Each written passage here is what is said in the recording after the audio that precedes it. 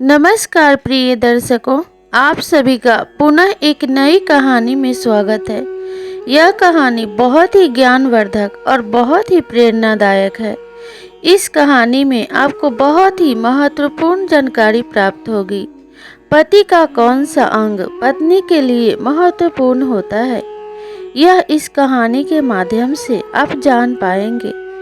तो कहानी को शुरू करने से पहले अगर आप इस चैनल पर नए हैं तो चैनल को सब्सक्राइब कीजिए, बेल आइकन को प्रेस कीजिए ताकि आपको नई नई ज्ञानवर्धक और प्रेरणादायक कहानियाँ समय समय पे और सबसे पहले प्राप्त होती रहें। तो आपका ज़्यादा समय बर्बाद ना करते हुए चलिए इस कहानी को शुरू करते हैं। बहुत ही प्राचीन समय की बात है। एक नगर में एक राजा राज्य करता था। उसकी कोई संतान नहीं थी। वह राजा नित्यहीन अपनी संतान को लेकर दुखी रहता था। एक दिन उस राजा ने देवी माँ से मन्नत मांगी कि अगर उसका एक पुत्र हो जाए तो वह देवी माँ का बहुत ही भव्य मंदिर नगर से बाहर बनवा देगा। देवी माँ की कृपा से उसके घर एक सुंदर पुत्र का जन्म हुआ और उसने अपने वचन के अनुसार नगर के बाहर शहर के रास्ते पे एक देवी माँ का भव्य मंदिर बनवा दिया। उस रास्ते से आने जाने वाले लोग देवी माँ का दर्शन किया करते थे और जो भी मन्नत मांगते उनकी मन्नत पूरी होती थी। धीरे धीरे राजा का पुत्र बड़ा होने लगा और उसी के राज्य के मंत्री के बेटे से उसकी बहुत ही गहरी दोस्ती थी। धीरे धीरे वह राजा अब बूढ़ा हो चला था और अपने अंतिम पड़ाव पे चल पड़ा था। एक दिन उस मंत्री ने उस राजा के बेटे से आकर सूचना दी कि महाराज बहुत बीमार हैं और अपनी अंतिम सांसें ले रहे हैं और तुम्हें याद किया है। जब राजकुमार ने मंत्री की ऐसी बातें सुनी तो वह भागता भागता अपने पिता के पास पहुंचा। जब राजकुमार राजा के पास पहुंच गया तब राजा ने अपने पुत्र को देखा और अपने पास बिठा लिया और अपने पुत्र के सिर पर हाथ फेरते हुए कहा कि बेटा, अब मैं अंतिम यात्रा पे जा रहा हूँ। अब मेरा अंतिम समय आ गया है, लेकिन यह वजीर साहब तुम्हारे लिए तुम्हारे पिता के जैसे हैं। इनकी हर बात मानना और इनके सुझाए हुए रास्ते पर ही चलना, तुम कभी धोखा नहीं खाओगे। इतना कहकर उस राजा के प्राण पखेरु उड़ गए और वह मर गया। राजा की मृत्यु के पश्चात राजकुमार को राजा बना दिया गया और उसी के अनुसार राजकाज चलने लगा। एक दिन वह मंत्री राजकुमार को महल के सारे कमरे दिखा रहा था। सारे कमरे दिखाते दिखाते वह एक ऐसे कमरे के पास पहुंचा जो हमेशा बंद रहता था। मंत्री ने वह कमरा खोलकर राजकुमार को नहीं दिखाया।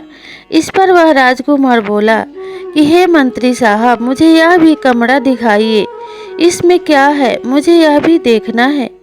तब वह मंत्री बोले कि हे बेटा, आप इस कमरे को मत देखो। आपके पिताजी का आदेश था कि यह कमरा कभी ना खुले, इसलिए यह कमरा हमेशा ही बंद रहता है। उस कमरे को देखने के लिए वह राजकुमार जिद पे अड़ गया और इस पर मंत्री के बेटे ने कहा कि जब राजकुमार इतना जिद कर ही रहे हैं तो आप इस कमरे को भी खोल कर दिखा दीजिए। मंत्री के बेटे ने कहा कि हे पिताजी, यह महल, राजपाट, सारे बाग बगीचे, यह सारा कुछ राजकुमार का ही तो है और राजकुमारे ही अब हमारे राजा हैं और इनका आदेश सिर माथे पे है, इसलिए आपको इनके आज्ञा का पालन अवश्य ही करना चाहिए। अपने पुत्र की ऐसी बातें सुनते ही उस मंत्री ने उस कक्ष का दरवाजा खोल दिया।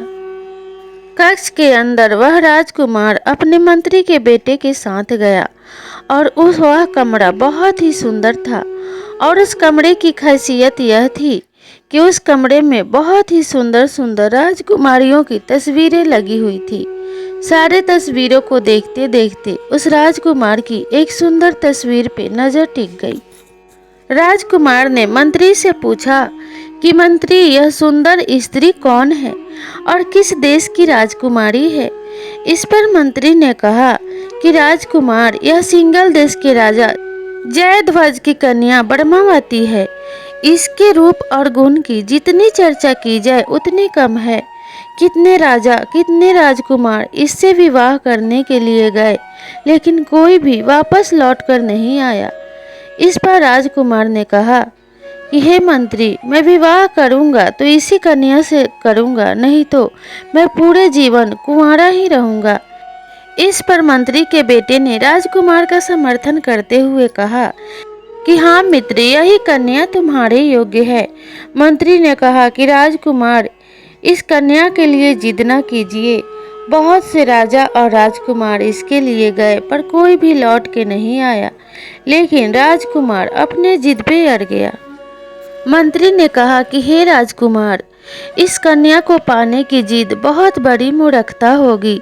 7 समुद्रों को लांघ के ही इस कन्या के पास जाना पड़ेगा और इसके रास्ते में बहुत सारे खतरे हैं जिसको आपको सामना करना पड़ेगा।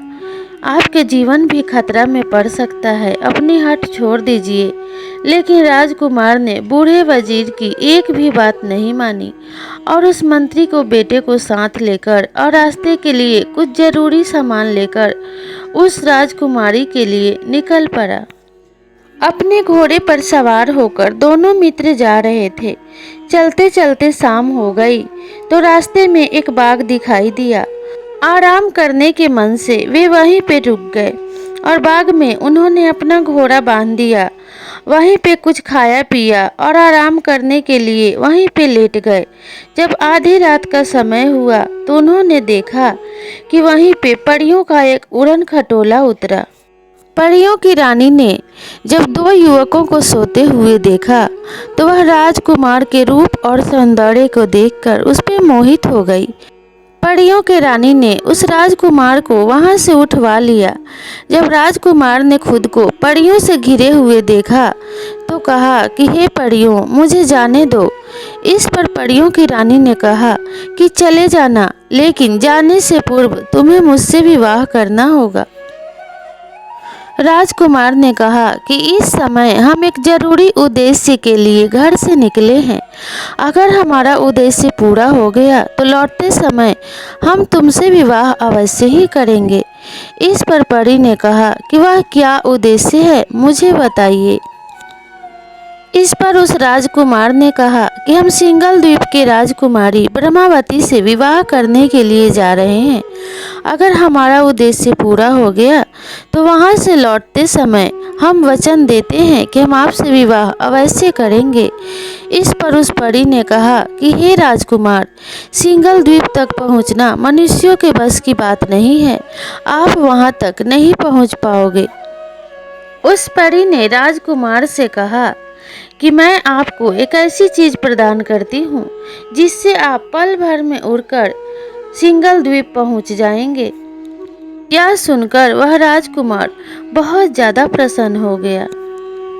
उस परी ने राजकुमार को अपना उड़न खटोला और अपने हाथ की अंगूठी दे दी और बताया कि हे राजकुमार, इस अंगूठी को जब तक आप पहने रहेंगे कोई भी विपत्ति आपको छू भी नहीं सकती और ना ही किसी का जादू टोना आपके ऊपर असर करेगा और इस उड़न खटोला की वजह से आप उड़कर पल भर में ही सिंगल द्वीप पहुंच जाएंगे।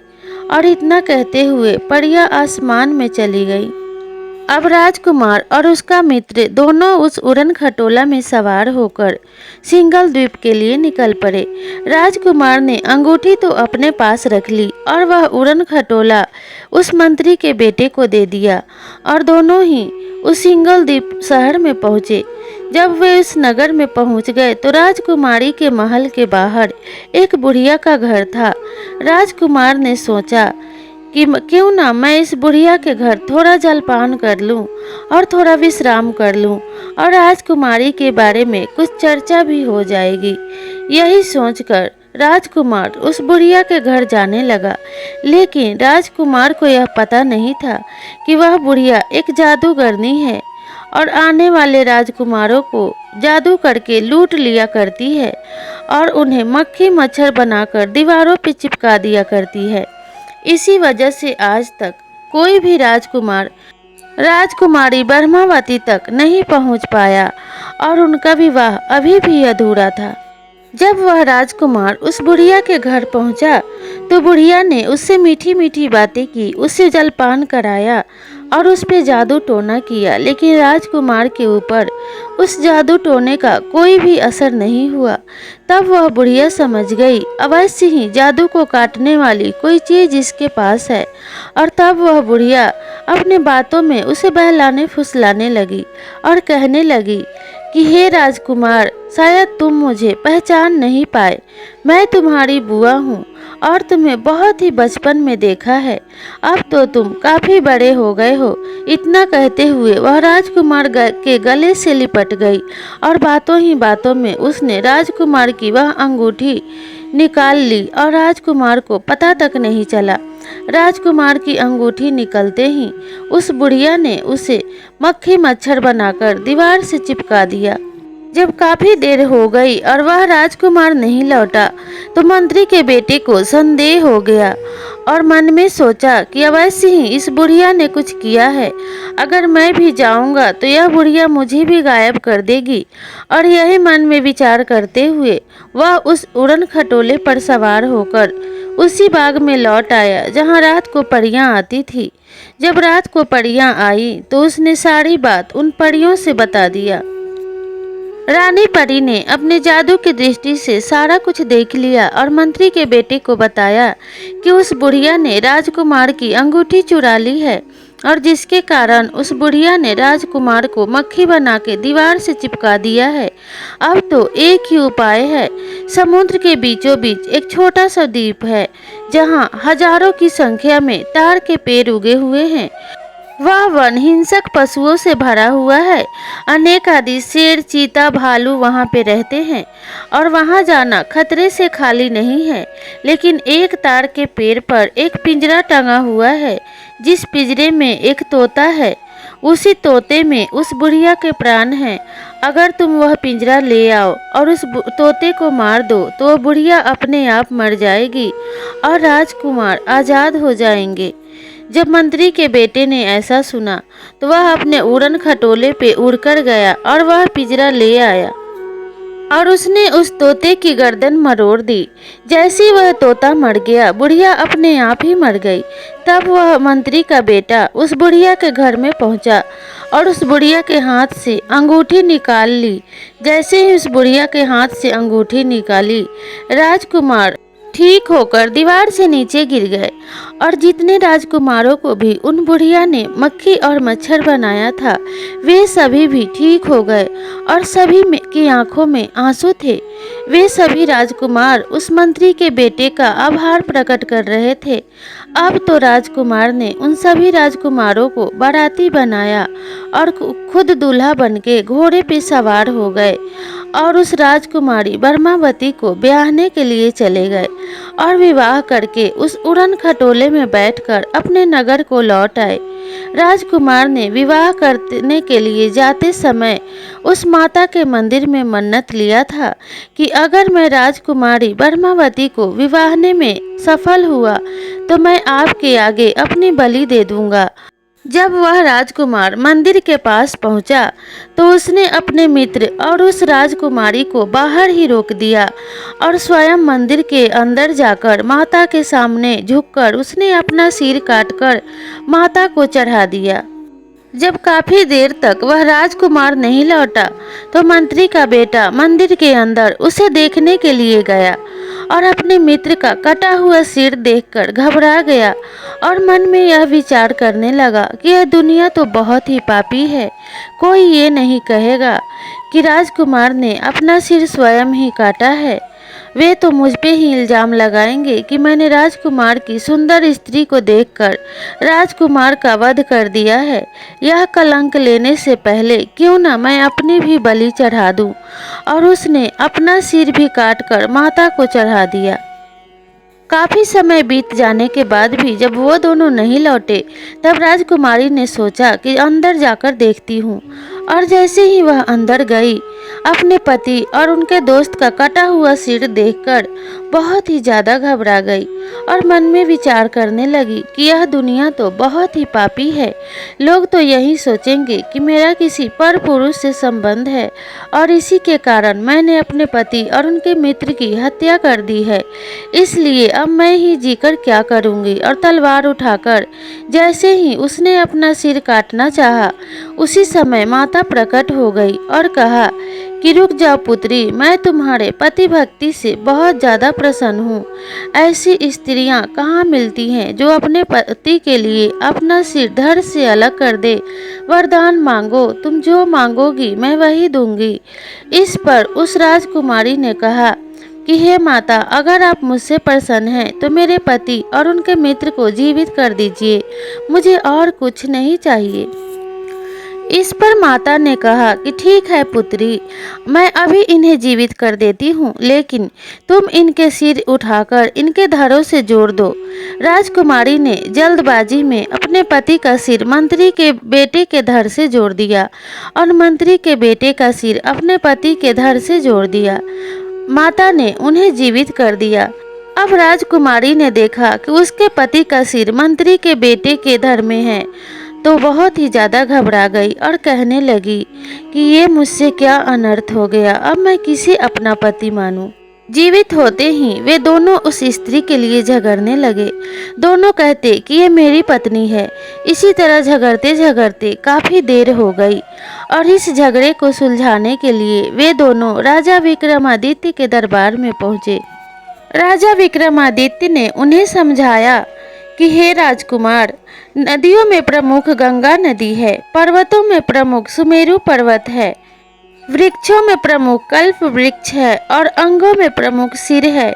क्योंकि अगर दोनों हाथ कट भी जाए तो मनुष्य जी सकता है, लेकिन सिर कटने के बाद प्राण निकल जाते हैं, इसलिए सिर की ही प्रमुखता होती है। सर्वप्रथम वर का मस्तक ही पूजा जाता है। इस हिसाब से भी राजकुमारी अपने पति को स्वीकार कर सकती हैं। सिर के बिना धड़ का कोई महत्व नहीं है, इसलिए राजकुमारी के पति का सिर जिस धड़ पे लगा है उसे ही राजकुमारी को अपने पति के रूप में स्वीकार करना चाहिए। उधर राजकुमार के शरीर पे मंत्री के बेटे का सिर रखा था। उसने जाकर उस परी रानी से विवाह कर लिया और दोनों ही अपने नगर को लौट आए और सुखमय जीवन व्यतीत करने लगे। ये कहानी आपको कैसी लगी कमेंट करके ज़रूर बताइएगा और मिलते हैं नए कहानी में। तब तक के लिए नमस्कार।